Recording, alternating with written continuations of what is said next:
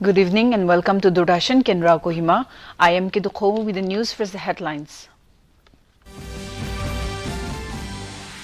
Prime Minister Narendra Modi calls upon every citizen to reject any thought or action weakening nation.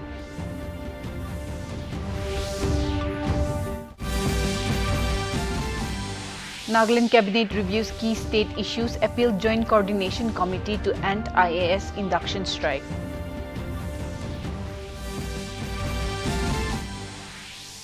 Deputy Chief Minister Y. Patton inaugurates clean drinking water facility at Naga Hospital Authority, Kohima.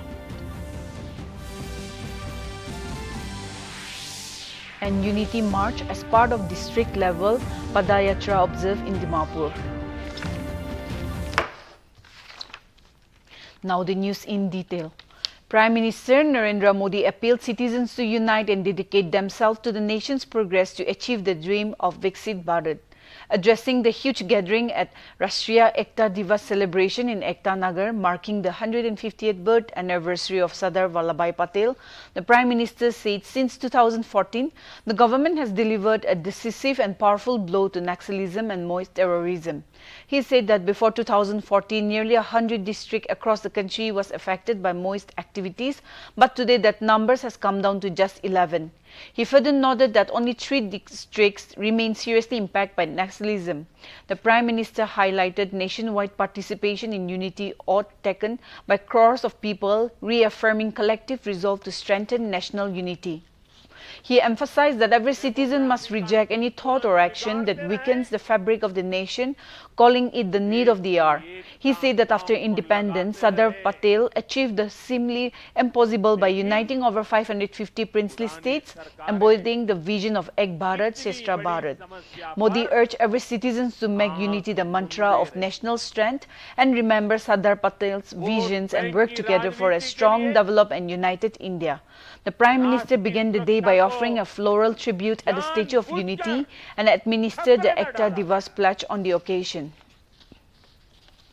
Nagaland Cabinet in its meeting on October 28 discussed major matters including the IAS induction row, the Frontier Nagaland Territorial Authority and the Register of Indigenous Inhabitants of Nagaland. Addressing the media at Kohima, government spokesperson and Minister for Power and Parliamentary Affairs, KG Kenne said that the state has appealed to the Joint Coordination Committee to call off its ongoing pen-down strike, emphasizing the need to act in the public interest while ensuring fairness in recruitment. On FNTA issue, Kenne said talks between the state government, NPO and the Ministry of Home Affairs have reached a critical stage with efforts focused on balancing autonomy for Eastern Nagaland with constitutional safeguards. He also urged better coordination between the Eastern Nagaland Legislatures Union and the Eastern Nagaland People's Organization to avoid confusion, noting that the centre has sought further review on earlier proposals. Meanwhile, the Cabinet decided to suspend all related activity after 4 non-Naga tribe Kachari, Garo, Mikhir and Kuki challenged their exclusion from the indigenous list in court. Kenne reaffirmed that non-Naga tribes will not be granted indigenous status and said all actions under RIN will remain frozen until the court's verdict reaffirming the state's commitment to protecting Nagaland's constitutional and customary rights. Circular advertising the vacancy of the IAS. The state government have conveyed the factual position of the official structure of the state, and wherever it is not possible to accommodate their demands, we have requested our officials already engaged. Deputy Chief Minister and Minister for Home and Border Affairs Minister Yantungo Patton today inaugurated the clean drinking water facility at Naga Hospital Authority, Kohima, in the presence of Lotha MLAs, Kohima Lotha Hoho officials, dignitaries and well-wishers. The RO Drinking Water is an initiative by KLH as they celebrate its 50 years of existence on November 7, 2025. Speaking on the occasion, Patton lauded the KLH for the noble gesture and further appealed to the authority and the surrounding people to avail the facility provided. Further, an MOU was signed between the KLH and the NHAK, which was followed by handing and acceptance of the facility by Managing Director NHAK Dr. Imo Temse. given to the hospital and surrounding neighbors. So this belongs to you. So please take care for this and use this judiciously. With these few words, thank you so much.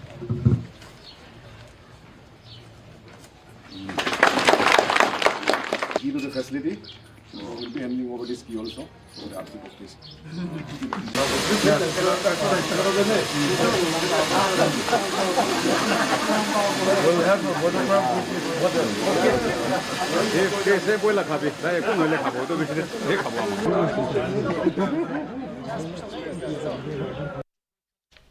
The polling for Fitzgerald Town Council vacant seat for the Ward 11 Zipa was conducted on 28 October 2025 and the counting of votes was held at ADC Conference Hall, Fitzgerald today. Independent candidate Krokulo Kutso secured 315 votes, defeating his rival independent candidate Te Wumero with 51 votes. ADC Fitzgerald Mhalo Homjoy handed the winning certificate to Krokulo Kutso in the presence of Deputy Commissioner Peg, Roseto Nuri and Election Observer TL Kusumong Tikir. Let us now take a short break. कौन सा plant है? Tangerine बहुत मीठा होता है, तोड़ना नहीं है। Free foreign trip, click on the link, अभी करता हूँ। दादू रुको, लिंक में क्लिक मत करना। क्यों?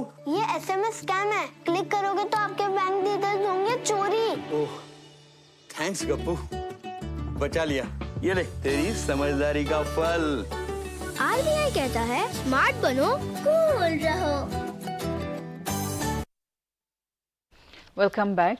The Central Office Bearers and Central Executive Council member of the Naga People's Front for the tenure 2025 to 2030 were formally elected during the General Convention of the party held on October 21st, 2025 following the historic merger of the Nationalist Democratic Progressive Party with the NPF.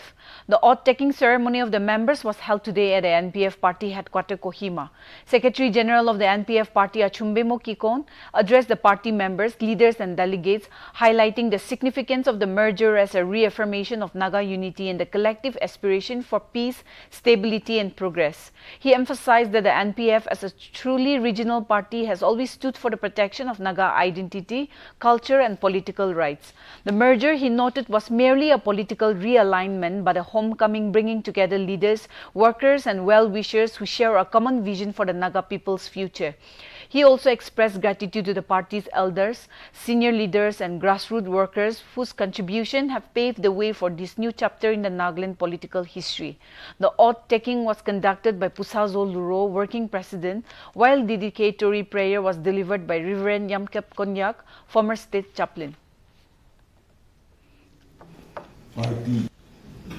It is not only wrong in your heart, but it is wrong in the eyes of God also.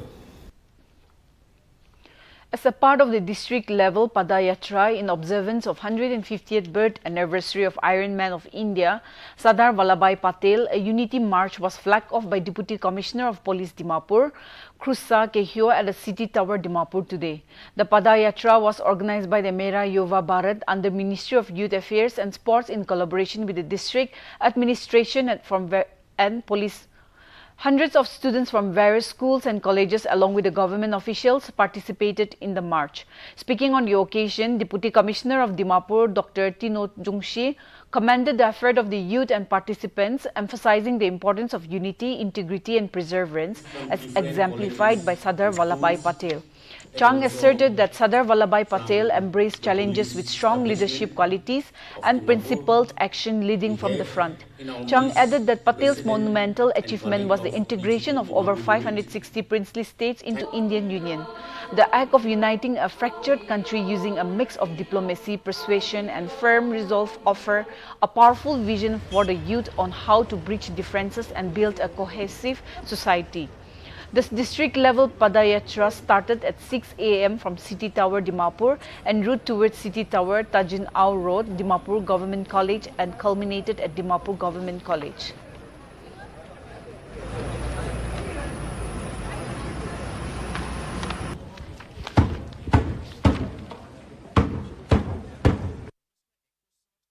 Government Primary School Zotsama Upper celebrated its 125 years of establishment, marking a historic milestone in its long journey of serving the community through education.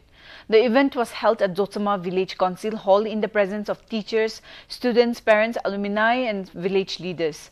The celebration began with unveiling of the 125th monolith unveiled by Additional Secretary School Education V. Weno Chale, who attended the program as a chief guest.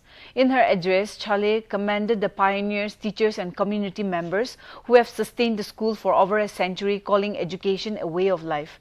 She emphasized the core objectives of National Education Policy 2020, highlighting the importance of quality education, learning in indigenous mother tongues and holistic student development. She urged teachers to continue upgrading their skills through regular training, describing them as the backbone of education. Chale reminded the gathering that the government invests heavily in providing free education and stressed that improving its quality required close coordination among schools, teachers and communities.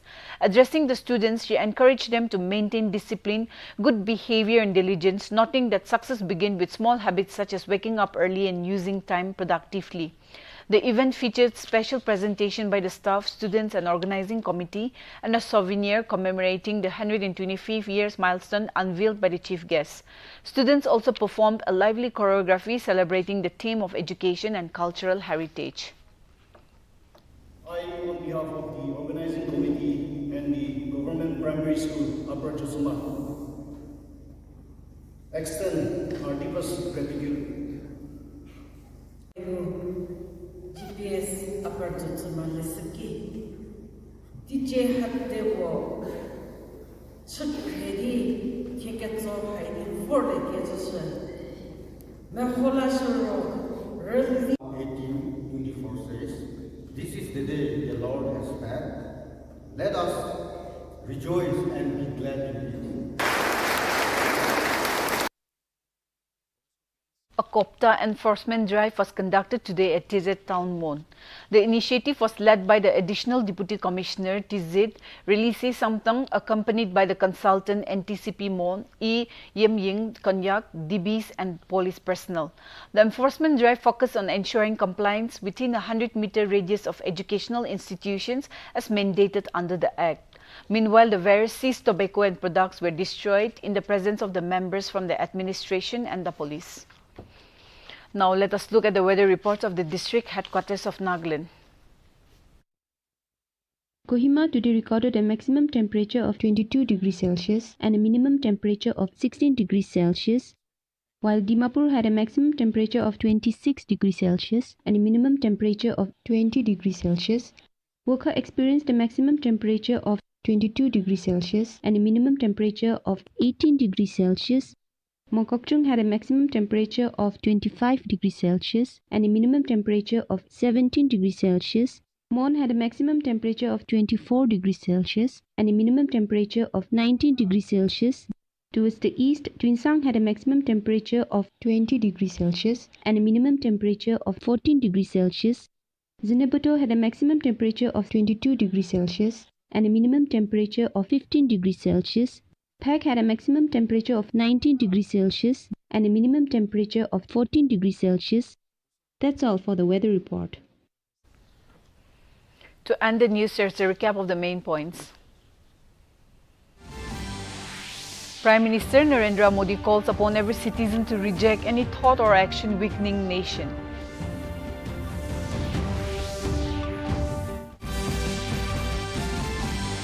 Nagaland Cabinet reviews key state issues, appeal Joint Coordination Committee to end IAS induction strike. Deputy Chief Minister Y. Patton inaugurates clean drinking water facility at Naga Hospital Authority, Kohima.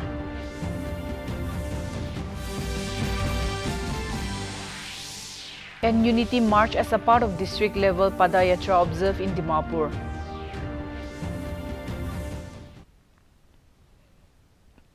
With this, we have come to the end of this evening bulletin. Thank you for watching. Good night.